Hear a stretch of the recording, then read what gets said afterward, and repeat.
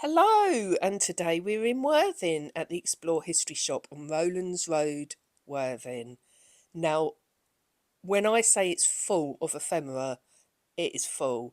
This shop is full of ephemera, books, fossils, antiques, documents, medieval documents, World War letters, stamps, coins, curiosity. But most importantly, this shop has Dr. Scott McClean, the director of the shop, a historian, archaeologist, professor of British and European history, author of a children's book. This is the sort of shop that you can go in and immediately feel comfortable and have a good old root around and know that what you are looking at and what you are buying really is a genuine bit of history, something really worthwhile to collect or buy from him. I had a great time. I was in there for a good couple of hours and the time just flew by. It is a great place to just stand and have a really good conversation whilst you're having a look at the curios that he has bought. Now, this shop is, as you can see, it's just off the seafront. It's just past Worthing Pier. Here's the map. And you can see a car outside. That's where the free parking is. Happy days. And yeah, let's go in and see what we can find.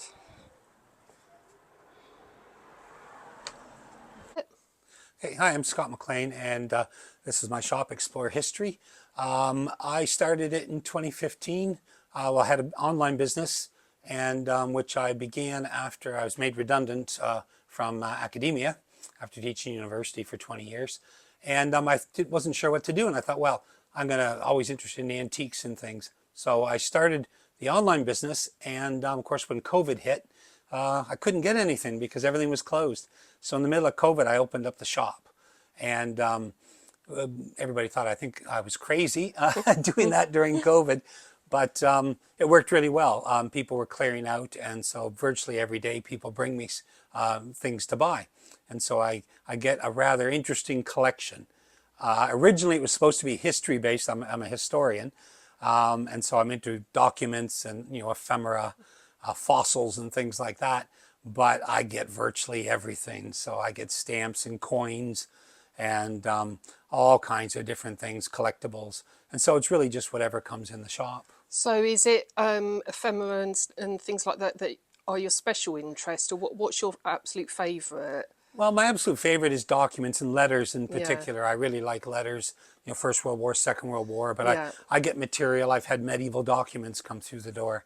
Yeah. So anything like that that I can do research on is what I really, really enjoy. Yeah. But sometimes it gets a bit overwhelming because I'm back teaching, so I teach up in London a couple of days a week, and then in the shop here, it's my office. Wow. I've also so I've written a children's book, which is it's my first one, and another one is coming out in about a couple months' time. And Wow. so I spend my time sitting here. If I don't have customers, I research and write and basically work on various projects. Wow. And what is it you teach in university? I teach British and European history. Wow. I teach for 3 different American universities right now. And you said that you lived in a castle? Did I imagine that? I used to. No, I used to live at Hurstmonceux Castle in East Sussex. I lived there and taught there for about 16 years, and lived right on site. So that was nice because it's a roughly 600 acre estate. And so I ran an archaeology program as well. So I found 2 Roman sites, medieval site, RAF camp. Everywhere we went, we kept finding things. Wow. And so, yeah, I got to do lots of excavation and had students from all over the world coming and working at the place. So that was really exciting. But the whole time I was always going to markets and things and finding, Yeah. what sort of stuff I could Yeah. uncover, basically. I used to have a little glass cabinet in Lewes Flea Market. Oh, okay. And I used to sell all the sort of modern history things. I quite like the modern history. I like trying to save that for the next generation. So it was things like Victorian Christmas tree ornaments, right up to McDonald's toys from the Yeah. 80s and stuff like See, that. I get all of that kind of Yeah, material because it's a lot of people just, they're clearing out the loft, or somebody, passes away and they inherit a collection. They don't know what to do with it. Occasionally I'll be asked to go do a house clearance or to go in and, value things for people. And sometimes, sometimes clearance guys will pull up in a van and just say, this stuff's going to the tip. Do you want any of it?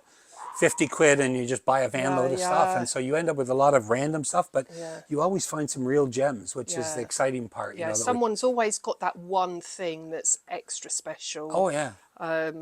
But do you find as well that as time goes on, people are a bit more conscious what things are worth because of the Yeah. internet, and that They can be a they are. problem, can't it? It's a real, in some ways, a problem right now because it's great that they can do that, but of course, especially on eBay, which I have an eBay shop as well, people put ridiculous prices on things, and so often people come in, thinking they've got something really valuable, and you just have to, Yeah, tell them no, it's not. yeah, I always encourage people to try and sell it online if you can, yeah, before they sell to me. But a lot of people, particularly the older generation around here, some of them don't have computers right, or are yeah, not computer literate enough to yeah, use eBay, and they just want to get rid of it. They don't want it to go to charity shops, yeah, because some of them around here, they've raised their prices quite a bit.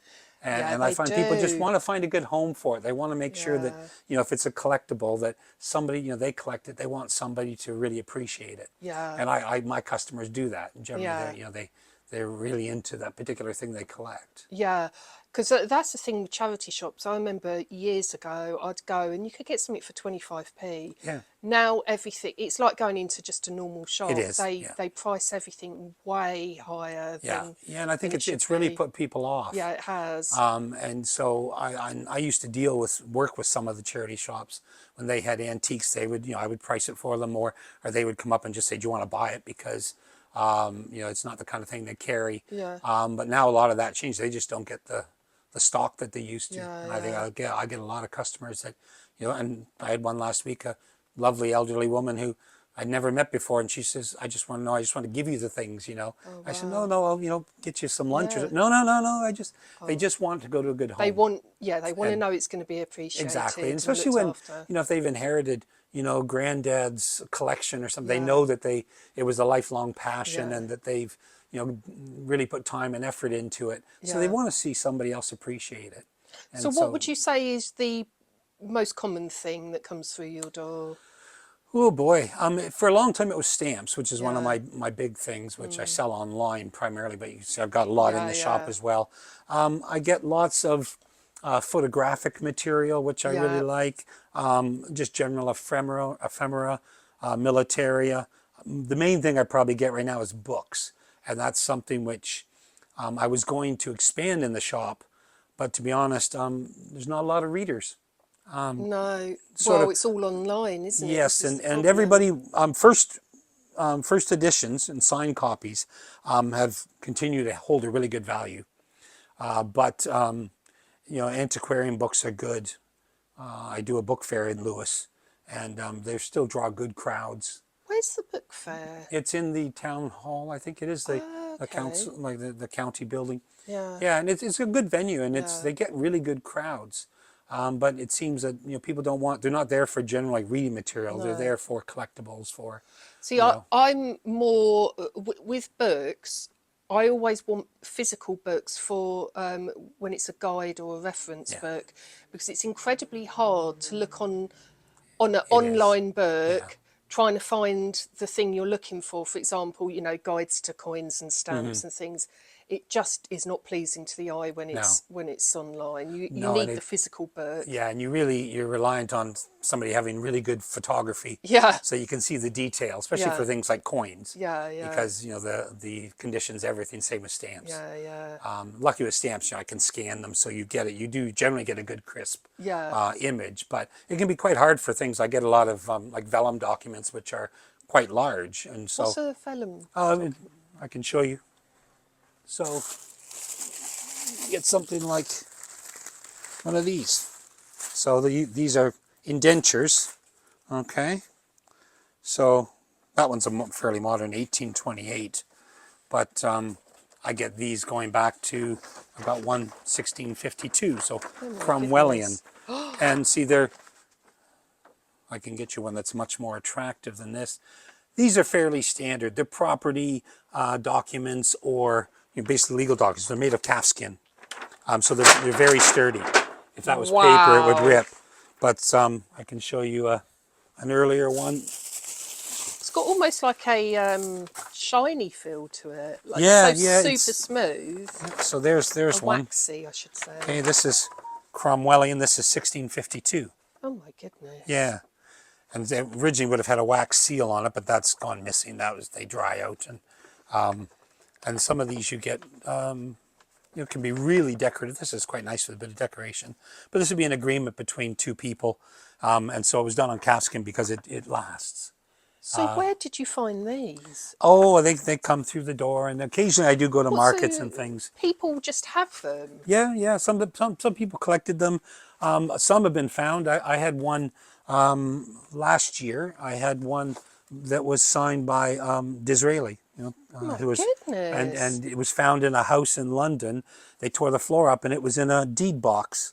Well, And how he on was earth would that... mortgaging the property because he was broke, and so he had signed it. I had one by Brunel as well. God. George III. So you get some, quite famous ones as well. So it makes you wonder what the history is of that family. Well, that's the interesting thing. Some of these are also for wills, and so they're great sources of history for genealogy. And some of them can be like really big collections. I have collections. I bought one collection with over 1,000 of these in one collection, and so you'll get different properties, but some will be related all to one family, or one Yeah. particular property, and you'll get all the deeds going back 300 years on one house, or one God. estate. So yeah, they can be a really great source of history. Yeah. Yeah. But the early ones, they are pretty hard to read sometimes. Yeah. But they these sort of things, people aren't putting these in the tip, are they? They're... They will, yes. But quite Goodness. often it's the more modern, the modern 20th century ones. There are people that still want them for, if they're doing research or something, but there's very little value in them. But when you get into, the Victorian ones are good. But an average Victorian one, it's worth about £7 to £10. Then you get back 18th century, a bit more, and of course you get 17th century. They start to can be quite valuable. But lately it's fallen off. They're not worth as much. But Elizabethan is what people really go for.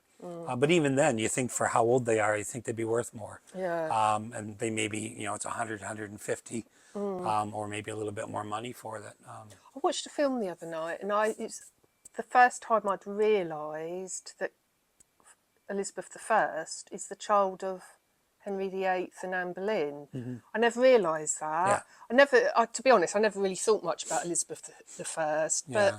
I was watching the film and I was like, oh my goodness, I had no idea she was their child. Yeah, that's why she had a hard time, because early Yeah. on, because of course her half-sister Catherine of Aragon was Henry's first wife, and she was Catholic, and Elizabeth was brought up Protestant. So when she came to the throne at 18 in 1558, nobody expected her to live. It was very dangerous times, and of course she was a woman on the throne of in a man's world, but she was a pretty tough lady. Yeah, yeah. And really skilled. She was kind of sort of like an actress in many ways. She could play up the different things and put on a persona, be really coy and pretend that she's a weak female on the one hand and get her way, and then flip that around and be as tough as her dad was on the other. And that's what really made her successful. Yeah. She could manipulate men really, really well. Yeah. And, yeah. Could be really, really tough. Obviously when had needed. Henry's DNA very strongly going through That's her what veins. she always said. She had the stomach of her father. Oh, She just, she could be tough. Yeah, yeah. And but so that really made her successful. And she was trained in rhetoric as well when she was, a teenager. Had a very good tutor, and so she grew up basically learning how to public speak. Yeah, yeah. And that wasn't something women were supposed to do at the time. So, she could hold her own in Parliament. Good for her. I love a strong woman. I love a strong woman. Well, she definitely fits that bill. Right, I'm going to do some shopping, I think. feel free to have a look around. I'm Any questions, just let itching me know. to look. I'm going to put this on here. Good fun. Queen Elizabeth II.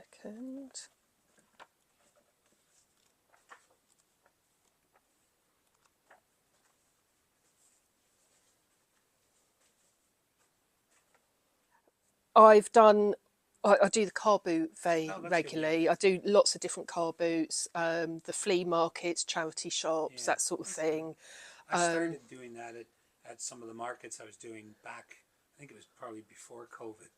And I just started getting into it, and then COVID, and then of course they closed down, and I just haven't had time. Yeah. Or, you know, because it was good fun though when you're going around and just the stuff that you see. You know, and it can be work. I find is there's a few women that I've watched that do mudlarking and stuff. Yes. And that's really good. Yeah. Again, but they're really good at talking about the artifacts they find. Yeah. And you've got to have that knowledge, and I admit I don't have that, but I am learning as I'm going along. You have to, because I yeah. mean, you know, it's the stuff that comes in here. There's always stuff that I've never seen before. Yeah, I'm learning as I go along, and I often buy things that I don't know what they are, and then I go back and research them, and then I'm like, oh my God, I got this for 50p and I didn't even realise what I had, you know, kind of thing. So I'm learning as I go along, and I hope that inspires some people to have confidence.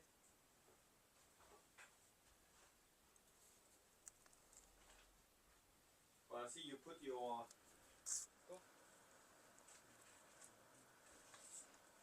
Any particular stamps you like? Well, it will always be Queen Victoria for me. I'm fascinated by Queen Victoria, coins, stamps, just her as a person. I'd love to go to her house on the Isle of Wight. I forget what it's called now, where she lived. Oh, I know. I think I was there years ago. Yeah, definitely want to go there. For me, Elizabeth II and Queen Victoria are my two favourites, should I say. Generally, you know, she did a good job, I think. Oh, is it? Yeah. What happened there then? When her dad passed away, they had to change the law so she could inherit the crown. So it would have been a male, would it? It would have been her younger brother, but he didn't want it. Oh, I love stories like that. Queen Elizabeth was brilliant. I met her twice, No, don't say that.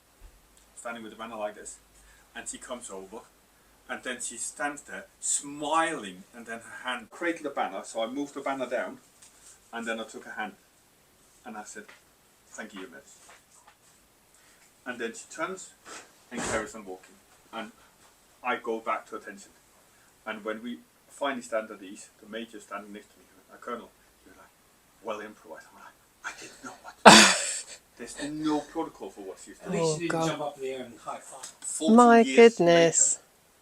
later, I then moved to the UK. This is up in London. We're going past Buckingham Palace Gate and then down on the side of it. And as we walk past, there's a little gateway, no bigger than, why is that palace guard standing there? So I just turned in and I could see Elizabeth and Philip sitting and drinking tea. So I just gave them a polite nod and carried on walking. All of a sudden, this elderly guy in a suit come up. We're like, "Pardon me, sir, are you from Denmark by any chance?" And I was like, "Yes," and I think I know why the Queen asked that. And I'm amazed that she remembers me. She said, "Well, she did lose her best friend. She would like to invite you and the missus to a cup of tea." So we came into her garden, sat down, cup of tea, and she thanked us and she wanted to know what I was doing in England. And I moved over here, but I'm amazed, 14 years, and you recognise me just walking past that little hole in the wall. I never remember a face when I make fun of it. Wow. And she was just like, So how long was you in the garden for? Was it like you could actually have a cup of tea and... we were just there for like 5-10 minutes drinking a cup of tea, and then we were very politely shocked out. That is amazing. We were heading down to Victoria to take the train home. Yeah, it's nearby Victoria Station, isn't it? I had it on the floor, but I've got you on it now. God, that is amazing. Is she as short as people say? I'm not too short. I know shorter people. But Yeah. I mean, she always wear hats. Yeah. She's brilliant. Yeah, I heard a quote that said, they said, why do you always wear bright colours? She said, because otherwise people just see me as a little old lady and won't know I'm the Queen. There's the video where there's a couple that runs into her up in one of her homesteads up north, and they talk about the Queen who owns the land, and Queen Elizabeth and her butler, or whatever he is, jokes about how she is as a boss. Oh, Yeah, really? these two Americans, they don't recognize her. That's amazing, isn't I'm it? not sure I could walk past her and not recognize her. I think she was in ordinary clothes. Yeah, would you know she's the Queen? I don't know. Like if proper ordinary clothes, like jeans and trainers. That could look good. Oh wow! Thank you for sharing that story. That has to be one of the best stories I've ever heard. If it's 2 to 4, then you can't. You never know what you're going to learn right here. Wow.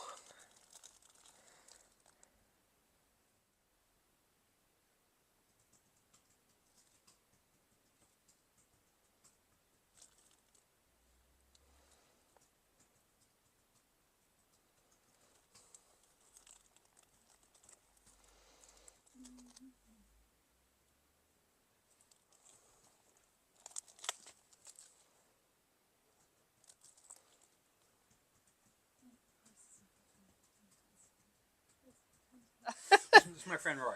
Hi. Nice to meet you. Nice to meet She's you. doing a YouTube video on the Oh, shop. yeah, and so yeah. she's doing some filming and Yeah, Maybe just chat. I was in this video. I was in the video industry, was you? Yeah, and editing analog video yeah, is a lot of work.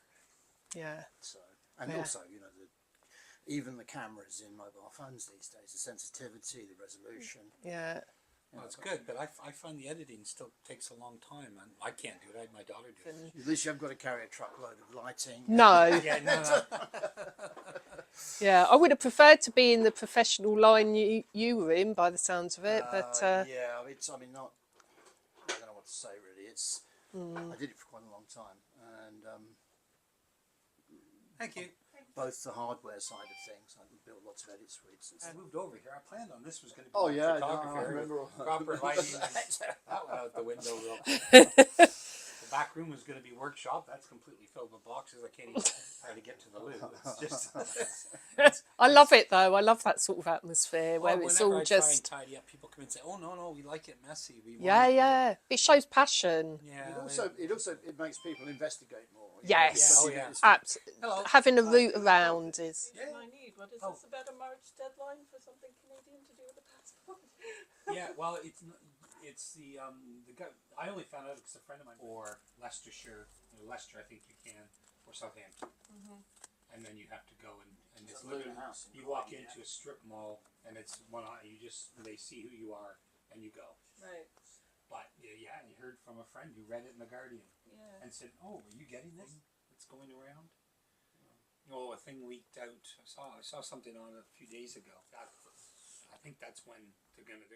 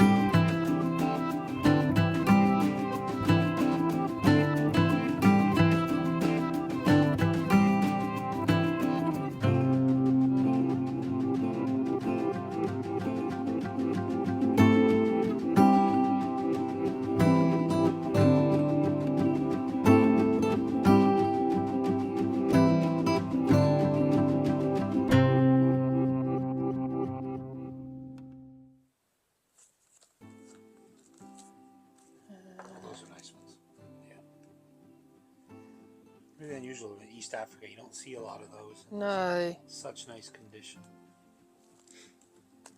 I've got to have that. I've got to have that. I saw that at the car boot, and I was Oh, did hoping. you? So they're actually buying stuff as well as shooting stuff. Yeah. So hand collector.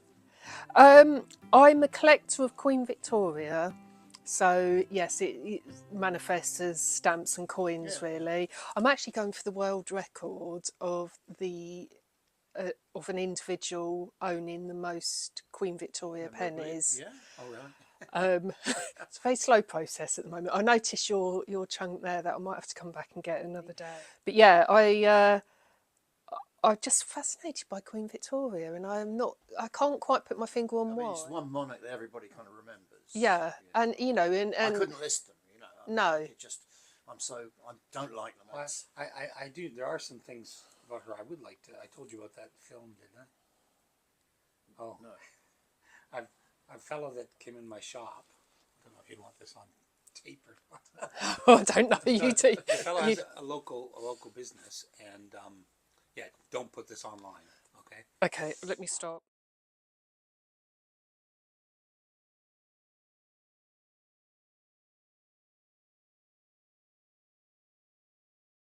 He was end up having a dinner party, but of course he was in the background, so quite a few of them, they were signing the photographs to him. And there's one really good cheeky one. I think I might have sold it, but where they were, where she says, a little cheeky comment, thanks for the back rub or something like that. These are press photos for different movies, but then they're having a birthday party. What's the name? It's all on the back. There's the names of, and that's his name, but he was a comedian.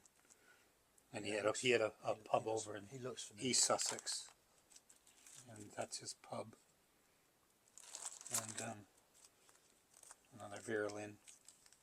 Oh yeah. She used to go to the Gifford House down the street and do fundraising, and so quite a few with the royalty. Every time they came up, lots of photographs. There's the Queen Mum.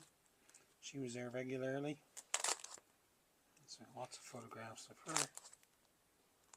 And Can you remember any of the actors? Because I went to No, school in there's- Chichester, and I remember the actors. there's only from, one that I kind of recognize the face. I mean, a lot of them they're not names that I knew, because again they were, a lot of stage. So it's like 1971, so 71, 72. So that's after. but yeah, I've got a whole big file with a whole bunch of them, and yeah, I've had Well, I'll come at least back. one or two with doors. Yeah. Yeah, I've had some. Yeah, all signed. She's almost a forgotten.